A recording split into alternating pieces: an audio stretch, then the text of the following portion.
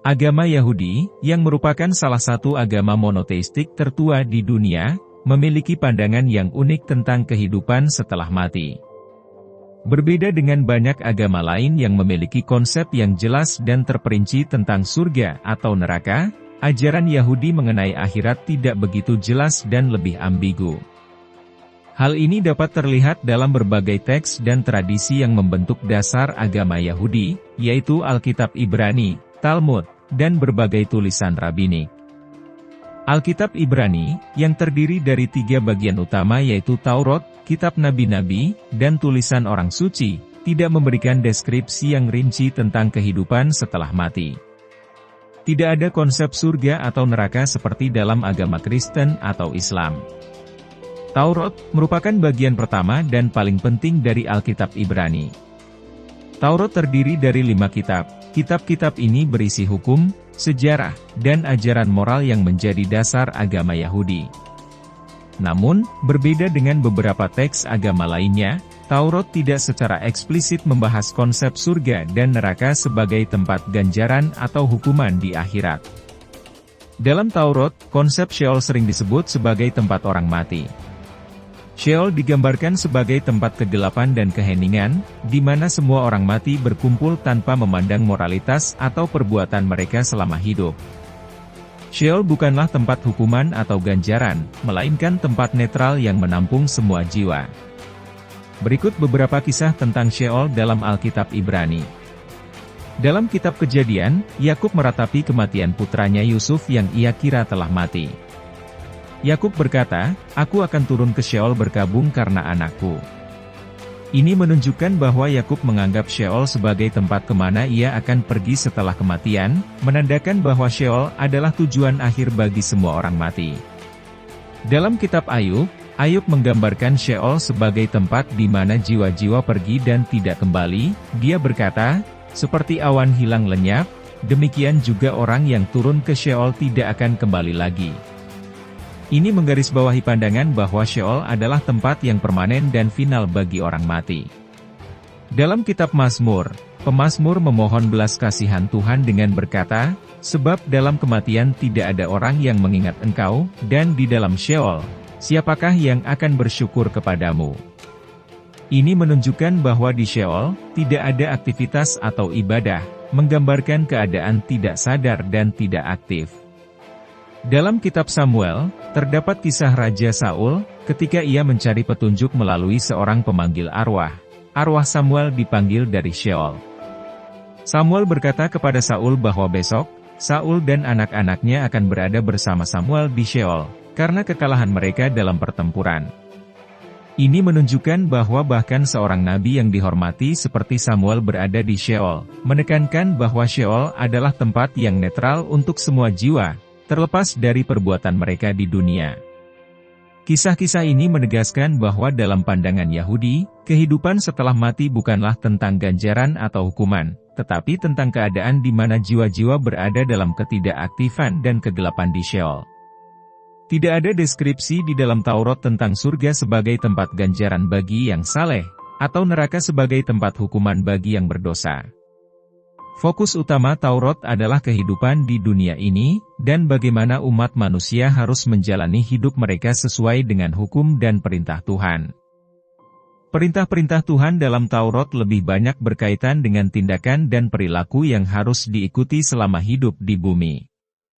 Taurat lebih menekankan perjanjian antara Tuhan dan umat Israel, serta berkat dan kutukan yang akan mereka alami di dunia ini, berdasarkan kepatuhan mereka terhadap hukum-hukum Tuhan. Tuhan menjanjikan berkat bagi mereka yang mematuhi hukumnya dan kutukan bagi yang melanggarnya, tetapi semua ini berkaitan dengan kehidupan di bumi, bukan di akhirat. Literatur rabbinik klasik seperti Talmud dan Midrash menawarkan pandangan yang lebih beragam mengenai akhirat. Meskipun beberapa teks rabbinik membahas ganjaran dan hukuman setelah mati, konsep tersebut tidak seragam dan seringkali dipengaruhi oleh interpretasi dan tradisi lokal. Sebagai contoh, beberapa teks berbicara tentang olam haba atau dunia yang akan datang, sebagai suatu keadaan akhir yang ideal, sementara lainnya menyebutkan Taman Eden sebagai tempat peristirahatan jiwa-jiwa yang saleh. Dalam Yudaisme Ortodoks, ada keyakinan tentang kebangkitan orang mati dan kehidupan setelah kematian, meskipun detailnya tidak selalu disepakati.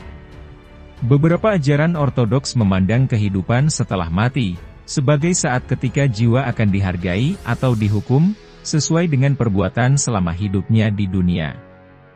Aliran konservatif dan reformasi cenderung lebih fleksibel dalam interpretasi mereka tentang konsep akhirat. Banyak penganut Yudaisme reformasi yang lebih menekankan kehidupan moral dan etika di dunia ini, daripada spekulasi tentang kehidupan setelah mati. Mereka menekankan tanggung jawab etis dan sosial di bumi. Di kalangan Yahudi humanistik dan sekuler, konsep akhirat seringkali tidak dianggap relevan. Fokus mereka lebih pada tindakan etis dan moral di dunia nyata, tanpa memerlukan motivasi dari ganjaran atau hukuman di kehidupan selanjutnya. Sejarah dan filosofi Yahudi telah banyak dipengaruhi oleh lingkungan budaya dan filosofis tempat komunitas Yahudi tinggal. Misalnya, selama periode Helenistik, beberapa ide tentang akhirat dari kebudayaan Yunani dan Romawi mempengaruhi pemikiran Yahudi, tetapi tidak sampai membentuk doktrin yang seragam. Filosof-filosof Yahudi juga memberikan pandangan yang bervariasi tentang akhirat, yang lebih banyak berfokus pada hubungan manusia dengan Tuhan dan kehidupan etis, daripada deskripsi tentang surga atau neraka. Berdasarkan penelusuran terhadap Taurat dan literatur Yahudi, tampak jelas bahwa konsep surga dan neraka tidak diajarkan atau dijelaskan di dalamnya. Ini menunjukkan bahwa Nabi Musa, sebagai figur sentral dalam Taurat, tidak mengajarkan konsep surga dan neraka. Atau bahkan, Nabi Musa pun tak tahu apa itu surga dan neraka. Dalam agama Kristen, Yesus Kristus dan para rasul mengajarkan tentang surga dan neraka sebagai tempat ganjaran dan hukuman di akhirat. Argumen bahwa semua nabi mengajarkan konsep ini dapat dipertanyakan berdasarkan fakta bahwa Musa, dalam Taurat, tidak memberikan ajaran tentang surga dan neraka. Kemungkinan kekristenan menambahkan interpretasi baru terhadap tulisan-tulisan Yahudi awal, mengembangkan teologi akhirat yang lebih rinci. Dalam Islam, diyakini bahwa semua nabi, termasuk Musa, membawa risalah yang sama tentang tauhid dan ajaran moral. Al-Quran menyebutkan surga dan neraka sebagai bagian dari ajaran nabi-nabi sebelumnya. Namun, fakta bahwa Taurat tidak mencantumkan konsep ini, dapat digunakan untuk mempertanyakan klaim, bahwa Musa mengajarkan tentang surga dan neraka, sebagaimana yang dipahami dalam Islam. Ini menunjukkan bahwa ajaran tentang surga dan neraka, mungkin merupakan perkembangan teologis yang muncul seiring waktu, mengadopsi konsep dari budaya sekitar. Fakta bahwa konsep surga dan neraka tidak ada dalam Taurat, dan tidak diajarkan oleh Nabi Musa, menunjukkan perbedaan besar antara ajaran awal Yahudi dengan perkembangan teologi dalam agama Kristen dan Islam. Fakta ini dapat digunakan untuk membantah argumen bahwa semua nabi, termasuk Musa, mengajarkan tentang surga dan neraka. Justru, konsep-konsep ini berkembang dalam tradisi agama Kristen dan Islam yang muncul kemudian, menunjukkan evolusi teologis dalam pemahaman tentang akhirat. Sedangkan, Musa dan ajaran Taurat lebih berfokus pada hukum dan kehidupan di dunia ini. Menekankan pentingnya menjalani hidup yang bermoral, beretika, dan bermanfaat di dunia ini. Menekankan agar seseorang menjalani hidupnya dan berkontribusi kepada komunitas dan masyarakat selama mereka hidup. Fokus ini telah mendorong para pemeluk Yahudi untuk berusaha keras mencapai yang terbaik dalam berbagai bidang kehidupan. Hal ini dapat dilihat dari banyaknya orang Yahudi yang menonjol dalam berbagai sektor elit di dunia, seperti ilmu pengetahuan, bisnis, seni, dan politik. Banyak ilmuwan Yahudi yang telah membuat kontribusi besar dalam berbagai bidang. Misalnya, Albert Einstein, seorang fisikawan teoretis Yahudi, terkenal dengan teori relativitasnya yang merevolusi ilmu fisika. Selain itu, sejumlah besar pemenang hadiah Nobel dalam bidang ilmu pengetahuan adalah orang Yahudi.